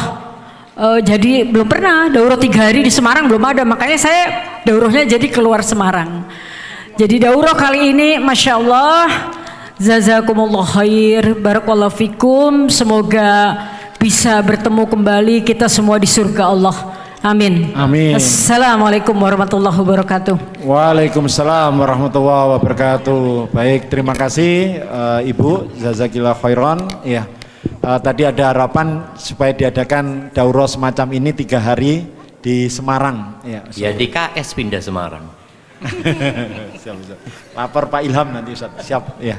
Baik, alhamdulillah. Sebelum kesan dan Semarang pesan. mampir Jogja dulu kayaknya. Oh, baik ya. Mampir Jogja. Mampir dulu. Jogja baru ke utara. Oke. Kami undang mungkin satu orang dari bapak-bapak mewakili ya. Nah itu alhamdulillah sudah ada yang angkat tangan salah satu kesannya mengikuti kegiatan 3 hari ini dan kira-kira apa yang didapatkan dan menjadi harapan atau komitmen ke depannya. Ya. Monggo. Bisa berdiri Bapak, bisa dilihat ya. Nggih, matur suwun. Bismillahirrahmanirrahim. Assalamualaikum warahmatullahi wabarakatuh. Waalaikumsalam warahmatullahi wabarakatuh. Jazakallah khairan Ustadz atas waktunya. Nama saya Iqbal Yuze dari Depok. Asal aslinya dari Pekanbaru. Niatan ikut daurah sebenarnya nggak ada. Hanya diajak teman. Terus mungkin karena salah satu kutipan ya, tanda Allah mencintaimu adalah ketika hatimu digerakkan untuk belajar agama. Sejauh ini jarang mengikuti kajian di dekat rumah maupun online pun jarang Ustaz. Namun nggak tahu kenapa ini jauh loh, Malang kami berkendara dari 2 hari kemarin nginap di Solo terus jalan lagi ke sini. Kenapa mau nih hati? Mungkin alhamdulillah digerakkan oleh Allah. Juga daurah ini menjadi salah satu titik balik mungkin ya, titik balik atau kata Ustadz Ami kemarin start dari nol lagi. Kami recharge, kami restart iman kami, tujuan kami serta niat kami dalam beribadah, dalam berumah tangga, dalam mendidik anak-anak, karena anak-anak adalah aset dan juga adalah kendaraan kami untuk ke surga nantinya. Harapannya setelah ini bisa lebih baik lagi, bisa lebih istiqomah dan juga mendapatkan ilmu-ilmu serta ikhtiar-ikhtiar yang kami niatkan, yang kami susun tercapai. Terima kasih Ustadz atas arahannya, masukannya, pelajarannya, serta lingkungan yang membuat sebelumnya aktivitas saya kurang sehat dan di sini saya terjaga. Insya Allah akan selalu terjaga ke depannya. Mohon doanya juga Ustadz. Barakallahu fiik. Assalamualaikum warahmatullahi wabarakatuh. Waalaikumsalam warahmatullahi wabarakatuh. Iya. Insya Allah pada tadi yang menyampaikan kesan-pesan ada hadiah ya dari panitia. Ya. Baik Bapak Ibu, kita lanjutkan untuk penutupan ya. Jadi untuk penutupan yang pertama kami berikan kesempatan untuk penutup. Ya, tadi Ustadz Abu Hamam sudah ya. Untuk closing statement ya, pesan-pesan penutup, nasihat penutup ya bagi para peserta DKS Ustadz ya. Yang pertama kami persilakan guru kita Ustadz Amin Nur Bait untuk memberikan nasihat penutup, kenang-kenangan buat kami semua Ustadz. Tafadhol Ustadz. Alhamdulillah wassalatu wassalamu ala Rasulillah wa ala alihi wa sahbihi wa mawalah. Pertama kita menghaturkan jazakumullah khairan kepada para peserta sekalian. Karena kalau daurah ini nggak ada pesertanya nggak jadi, Pak. Dan tidak lupa kita juga menyampaikan terima kasih jazakumullah khairan kepada panitia DKS yang memberikan kami kesempatan untuk ikut belajar bareng bersama Bapak Ibu sekalian. Kita menyadari bahwa waktu ini sangat terbatas. Sementara tugas kita sangat banyak. Apa yang belum kita ketahui jauh lebih banyak dibandingkan apa yang sudah kita pelajari. Maka jadikan daurah ini hanya sebatas sebagai trigger, sebagai pemicu, sebagai pematik untuk berikutnya Anda bisa lebih serius ketika mau belajar dan beraktivitas dalam mencari ilmu. Demikian pula ketika di daurah ini mungkin terbangun keharmonisan keluarga dan kehangatan yang barangkali tidak dijumpai ketika kita sibuk dengan aktivitas kerja dan aktivitas yang lainnya ketika di luar. Maka jadikan ini juga sebagai pemicu agar Anda bisa tetap melanjutkan menjaga keharmonisan keluarga setelah kita meninggalkan tempat ini. Semoga Allah Subhanahu wa taala menjadikan forum ini sebagai forum yang barokah dan Allah jadikan perkumpulan ini sebagai perkumpulan yang dirahmati oleh Allah dan perpisahan kita sebagai perpisahan yang dilindungi oleh Allah Subhanahu wa taala. Demikian wa sallallahu ala nabiyyina Muhammadin wa ala alihi wa sahbihi wa sallam wa akhiru da'wana alhamdulillahi rabbil alamin. Baik, terima kasih Ustadz Ami atas nasihat penutupnya. Mungkin kenang-kenangan buat kita semua yang terpatri dalam jiwa kita. Semoga memang menjadi momen perubahan buat kita Bapak Ibu. Selanjutnya mari kita dengar bersama nasihat penutup ya, kenang-kenangan buat kita semua dari guru kita Ustadz Dr. Syafiq Riza Basalama LCMA. Kepada beliau kami persilakan Ustadz. Tafadhol Ustadz. Masya Allah, barakallahu fiik. Rasa yang disampaikan oleh Ustadz Ami itu cukup ya, sebagai pesan yang dibawa pulang nantinya. Ana cuma mau pesan, jangan lupa baca doa yang diajarkan Rasul Sallallahu Alaihi Wasallam. Karena memang iman ini naik turun. Kalau mungkin pulang dari sini kita ingin ini menjadi titik perubahan ya, kita mulai meredesain lagi hidup kita bersama keluarga, tapi kita butuh bantuan Allah Azza wa Jalla. Maka banyak-banyak berdoa mengatakan Allahumma ati nafsi taqwaha wa zakkiha anta khairu man zakkaha anta waliyuha wa maulaha. Ya Allah, berikan kepada jiwaku ini ketakwaannya dan sucikan jiwaku. Engkau sebaik-baik yang menyucikannya. Engkau pemiliknya, engkau Rabbnya. Kemudian Allahumma inni a'udzubika min ilmin la yanfa'. Ya Allah, aku berlindung kepadamu dari ilmu yang tidak bermanfaat. Wa min qalbin la yakhsha, dan dari hati yang tidak khusyuk. Wa min nafsin la tashba', dan dari nafsu yang enggak puas-puas, dari jiwa yang tidak ada puasnya.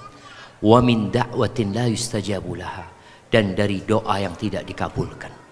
Maka bawa doa itu, bawa pulang, perbanyak. Semoga Allah membersamai kita semua sampai ajal menjemput kita dan memasukkan kita ke surganya. Ana mohon maaf atas segala kekurangan, khususnya kepada peserta panitia dan kepada para panitia juga yang sudah berjuang, yang di depan layar dan di balik layar ya. Jazakumullah khairan, semoga jadi pahala buat semuanya. Barakallahu fikum. Baik, terima kasih kami sampaikan kepada Ustadz berdua, Ustadz Dr. Syafiq Riza Basalama dan juga Ustadz Ami Nurbait ya.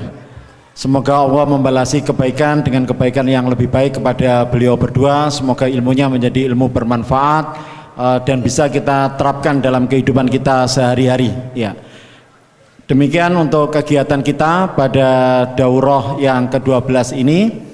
Kami atas nama panitia menyampaikan terima kasih yang sebesar-besarnya, jazakumullah khairan, kepada para peserta yang telah mengikuti kegiatan DKS yang ke-12 ini. Tentunya kami juga merasa menilai masih ada kekurangan dan kekhilafan. Untuk itu kami atas nama panitia menyampaikan permohonan maaf yang sebesar-besarnya. Kami berdoa kepada Allah Subhanahu wa taala semoga ini benar-benar menjadi momen perubahan buat kita semua dan ke depan kita bisa menjadi insan-insan muslim mukmin yang lebih baik lagi dan semoga Allah mengumpulkan kita kelak di surganya. Amin amin ya robbal alamin. Ya. Yang terakhir ada sedikit penghargaan dari panitia kepada peserta yang istiqomah mengikuti kegiatan DKS ini Ustadz ya, yang telah mengikuti kegiatan ini 11 kali ya. Kami undang nanti untuk bisa ke depan menghubungi kami, ada hadiah spesial ya bagi peserta yang telah ikut 11 kali, yaitu Bapak Sugiarto dan Bapak Mustafa ya. Sekali lagi kami sampaikan nanti bisa menghubungi kami. Ya, Pak Sugiarto mana? Angkat tangan boleh? Oh maju aja ya. Langsung kasih penghargaan.